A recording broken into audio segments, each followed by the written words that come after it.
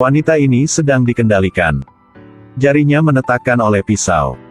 Setetes darah jatuh di permata. Pada saat ini, cahaya merah mencerah kemana-mana. 7 naga emas merasakan panggilan kekuatan ilahi. Para kristal es perlahan terbuka. Secara bertahap mengungkapkan hati berlian yang cemerlang. Itu milik Qin Shi Huang.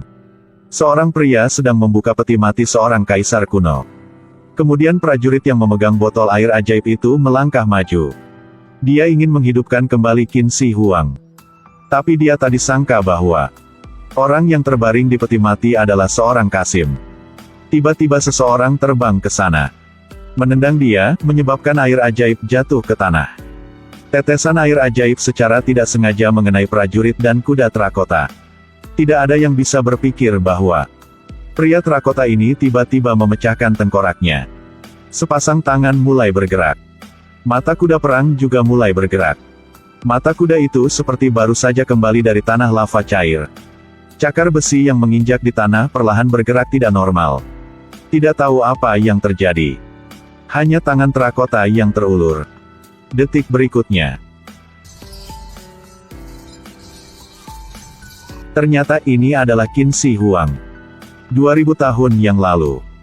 Qin Shi Huang adalah pria yang kuat. Membakar buku, menyerang Konfusianisme, menyerang orang. Membangun tembok besar China. Dukun juga mengajarkannya seni 5 elemen. Qin Shi Huang adalah kaisar pertama yang menyatukan Cina.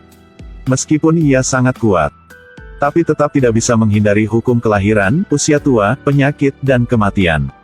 Karena untuk bisa hidup selamanya dan tidak mati, dukun perempuan telah menemukan metode yang hilang untuk umur panjang kaisar.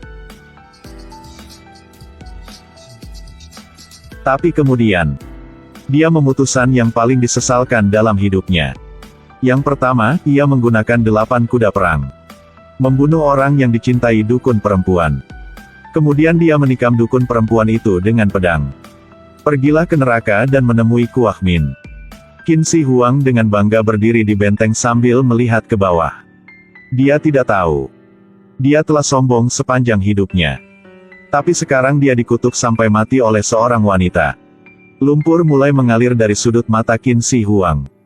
Secara bertahap menyebar ke seluruh tubuh, semakin banyak.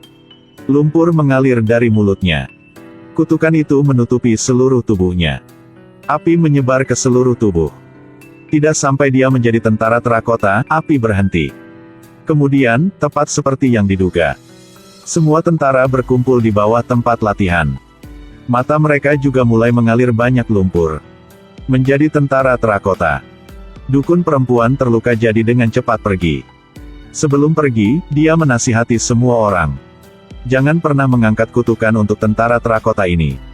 Jika Qin Shi Huang dibangkitkan maka dunia akan berada dalam kekacauan. Lagi pula, bisakah mencuri makam Qin Shi Huang atau tidak? Yakin tidak bisa mencuri. Jika masih melakukannya dengan sengaja, akan menjadi seperti pria ini. Diburu oleh hujan panah, akhirnya menjadi landak. Bahkan dikejar oleh yang ini. Jika tidak memperhatikan, akan mati. Para mesin antik di dalam ruangan berubah dengan sangat fleksibel. Jangan berpikir bahwa ini hanya kompas Feng Shui kecil. Hanya perlu menuangkan sedikit air maka Anda dapat menyesuaikan arah. Sebenarnya pengontrol diaktifkan di bawah kaki. Sedetik kemudian, Devil jatuh ke tanah, menyentuh tengkorak. Tunggu sampai dia bisa berdiri. Segera ditemukan bahwa ini adalah bagian dalam makam Qin Shi Huang. Di sini, ada kereta 4 kuda dan bagian dari kitab suci. Jika Qin Shi Huang bangun, itu akan menjadi akhir dunia. Para tulang kering berserakan di tanah. Semua adalah orang yang mati bersama Qin Shi Huang. Di sisi lain, ayah Devil menerima sebuah kues. Mengembalikan mata Dewa Cina di Shangri-La. Legenda mengatakan bahwa ada mata air abadi di dalamnya.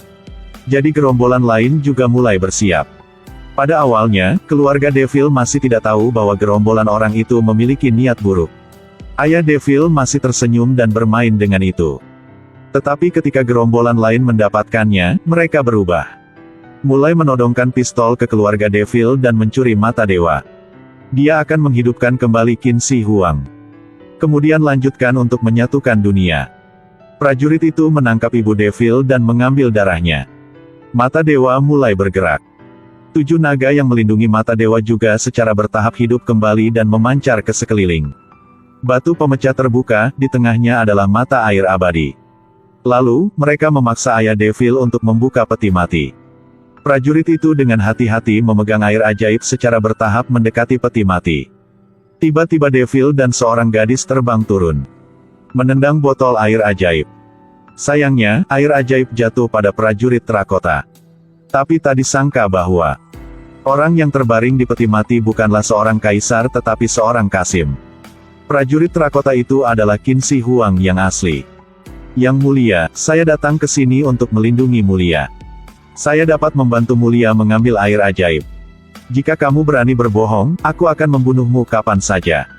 Selanjutnya, kereta kuda menabrak gerbang kota dan menyerbu ke jalan. Semua orang terkejut melihatnya. Gadis yang mengendarai mobil tidak punya waktu untuk mengerem, jadi dia menginjak pedal dan bergegas menuju dinding. Langit yang gelap langsung diterangi oleh kembang api. Qin Shi Huang mengendarai kereta perang dengan seorang prajurit yang melarikan diri.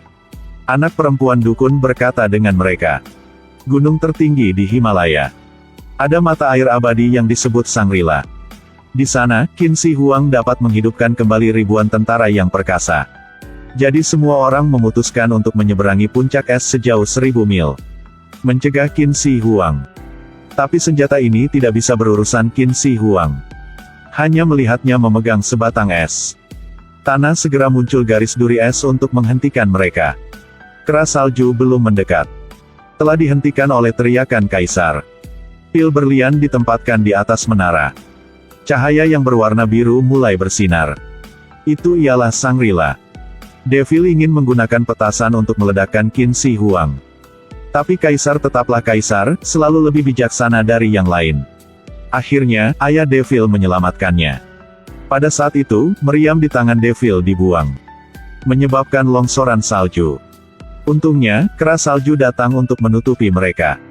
Setelah longsoran salju berlalu, peluang Ayah Devil untuk bertahan hidup juga lebih sedikit. Mereka hanya bisa pergi menuju sumber air abadi. Ini adalah tempat tertinggi di dunia. Salju turun sepanjang tahun dan tidak pernah mencair. 2 keras salju membawa tubuh Ayah Devil ke pintu masuk gua. Mereka melewati pintu masuk gua dan masuk ke dalam. Tapi di dalamnya tidak ada gua, hanya patung Buddha berbaring yang dipahat dengan cermat. Ini adalah istana abadi. Devil tidak mengenali bahaya sama sekali. Hampir dipukuli sampai mati oleh wanita ini. Ternyata setelah dinasti Qin, dukun perempuan itu terluka parah. Diselamatkan oleh keras salju dan dibawa ke istana abadi. Dia telah hidup selama lebih dari 2000 tahun. Devil juga tak disangka. Wanita muda cantik di depanku ini sudah seorang wanita tua berusia 2000 tahun. Devil tersenyum malu-malu. Sangat cepat, Ayah Devil juga diselamatkan. Saat ini, Qin Shi Huang juga berlari ke tempat itu. Sebuah bola api besar ditembakkan ke arah ibu dan anak dukun perempuan. 2 wanita terluka parah. Kemudian dia mengambil pisau dari tanah, melepaskan kerang terakota keluar, dan selangkah demi selangkah menuju mata air abadi. Ini adalah kaisar kuno yang dibangkitkan. Di danau muncul 3 wajah. Kemudian naga berkepala 3 itu bangkit dari tanah. Ketika melihat seorang pria, itu menyemburkan api dan membakarnya, dan ketika melihat seorang wanita, itu menculik. Kemudian itu melebarkan sayapnya dan terbang. Akhirnya, itu terbang ke patung batu. Secara bertahap berubah menjadi bentuk manusia. Bangunlah.